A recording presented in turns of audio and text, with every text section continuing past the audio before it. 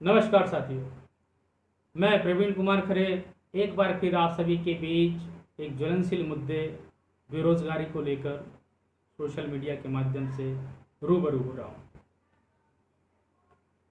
जैसा कि हम सभी जानते हैं कि आज 5:05 पर देश के नौजवान पढ़े लिखे युवकों द्वारा रोजगार दो अभियान के तहत थाली बजाई, ताली बजाई और मोबाइल की घंटी बजाकर केंद्र सरकार की नींद को जगाने का काम किया है।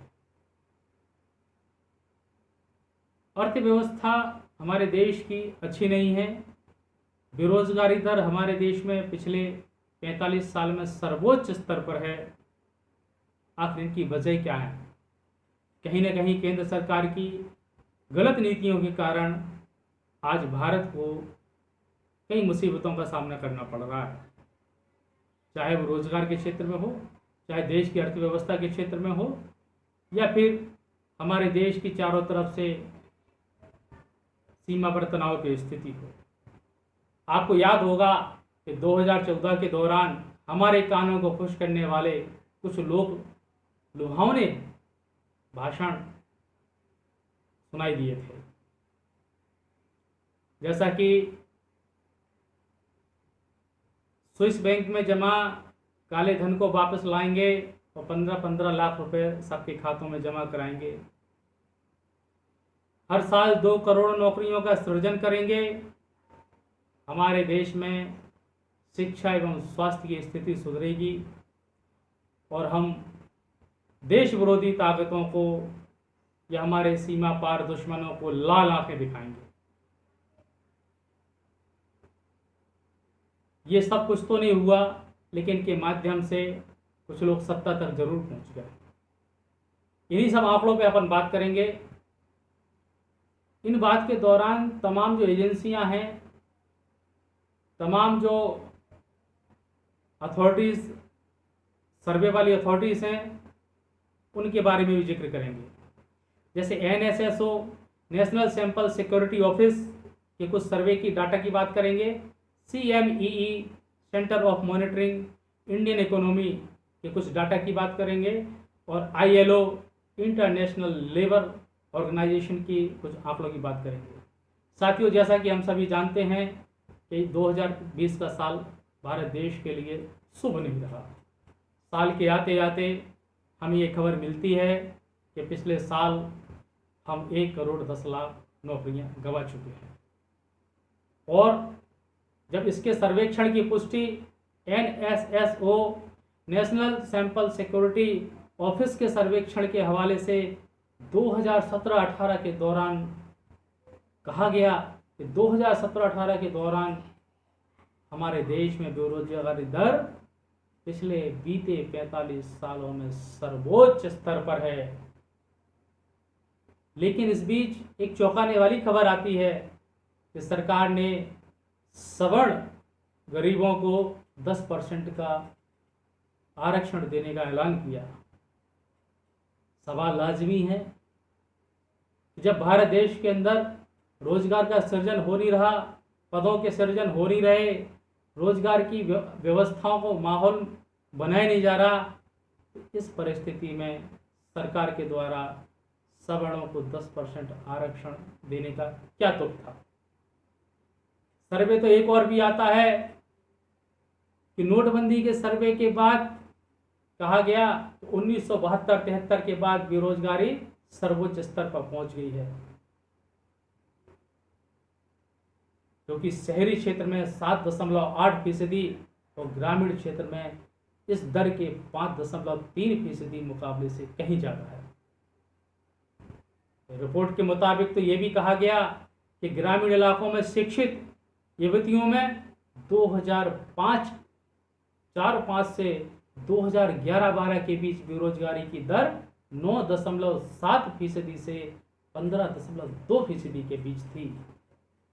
अब यही दर 2017-18 में 17.30% तक पहुंच गई है। इस हवाले से हम आकलन कर सकते हैं कि हमें नए रोजगारों को अवसर देना चाहिए था। उस अवसर को गठन करने में, उस अवसर को बनाने में सरकार असफल रही है।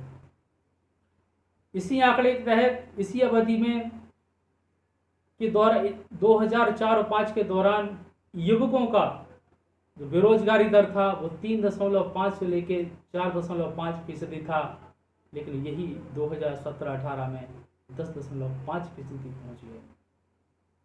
सर्वे में यह भी कहा गया कि ग्रामीण इलाकों में बेरोजगारी दर उम्र के हिसाब से यदि देखेंगे तो 15 से 29 वर्ष के युवकों की 2011 में 5% बेरोजगारी दर थी, जो कि अब बढ़कर 2017-18 में 17.5% तक पहुंच गई। युवतियों में यही दर 4.8 से बढ़कर 13.6% तक पहुंच गई है। चिंता की बात बिल्कुल है। अरे विशेषज्ञों ने इतना भी कह दिया कि खेती अब मुनाफे का सौदा नहीं रही, इसलिए ग्रामीण अंचल के शिक्षित बेरोजगार साथी युवक खेती से विमुख होकर शहर की ओर रोजगार के लिए पलायन कर रहे हैं। लेकिन शहरी क्षेत्रों में रोजगार का सृजन करने वाला सबसे बड़ा सेक्टर निर्माण सेक्टर, उसमें मंदी के कारण वहाँ भी रोजगार की व्यवस्था लोगों को नहीं दिखाई दे रही है। NSSO national sample service office की एक विवादित रिपोर्ट, विवाद से घिरी हुई रिपोर्ट थी। राष्ट्रीय सांख्यिकी आयोग के कामकाज के तरीके से सरकार से नाराज होकर गैर सरकारी सदस्यों, जिसमें PC मोहनन व JB मीनाक्षी जी को भी इस्तीफा देना पड़ा। इस्तीफा देते वक्त उन्होंने ये कहा कि सरकार को जिस सर्वे के दौरान जिस क्षेत्र में काम करने के लिए कहा जाता है, सरकार उन क्षेत्रों में सर्वे के आंकड़ों पर ध्यान नहीं दे रही, इसलिए इस पद पर बने रहना मुनासिब नहीं होगा। अब सरकार बेरोजगारी के आंकड़ों में को कितना भी दबाना चाहे, अब मैं कुछ आंकड़े आपके सामने, कितना भी प्रयास करे, कितना भी दबाना चाहे, लेकिन रोजगार के परिदृश्य की बदहाली किसी से छुपी नहीं है। यहां तक कि एक संस्था CMME centre of monitoring Indian economy अपनी हाल की रिपोर्ट में 1 करोड़ 10 लाख नौकरियों के कम होने का दावा किया। हर साल 2 करोड़ नौकरियों का दावा करने वाले मोदी जी, आप सत्तारूढ़ तो हो गए हैं, लेकिन नौकरियां मिलने के बजाय लोगों के हाथ से नौकरियां जा रही हैं। मिसाल के तौर पर आपको कुछ उदाहरण देना चाहता हूं कि 90,000 नौकरियों के लिए रेलवे में 2.5 करोड़ बेरोजगारों ने आवेदन दिया था। गुजरात में 12,000 नौकरियों के लिए 9 करोड़ 70 लाख आवेदन आए थे। इन सबके दरमियान सबसे ज्यादा खस्ता हालत उत्तर प्रदेश की देखी जा सकती है कि बीते साल 62,000 चपरासी के पद के लिए भारी तादाद में आवेदन आए, जिसमें 3,700 आवेदक तो PhD डिग्री धारक थे। इन आंकड़ों से सरकार की आंख अभी भी नहीं खुली। सरकार का ध्यान अभी भी भारत देश के नौजवानों की तरफ नहीं जा रहा। उनका ध्यान केवल देश के चंद उद्योगपतियों को विभिन्न माध्यमों से हजारों करोड़ों लाख करोड़ों का मुनाफा पहुंचाने की तमाम योजना सरकार क्रियान्वयन कर रही है। एक agency ILO international labour organisation ने तो ये तक कहा कि 2019 में ही बेरोजगारी बढ़कर 2 करोड़ पहुंच चुकी थी।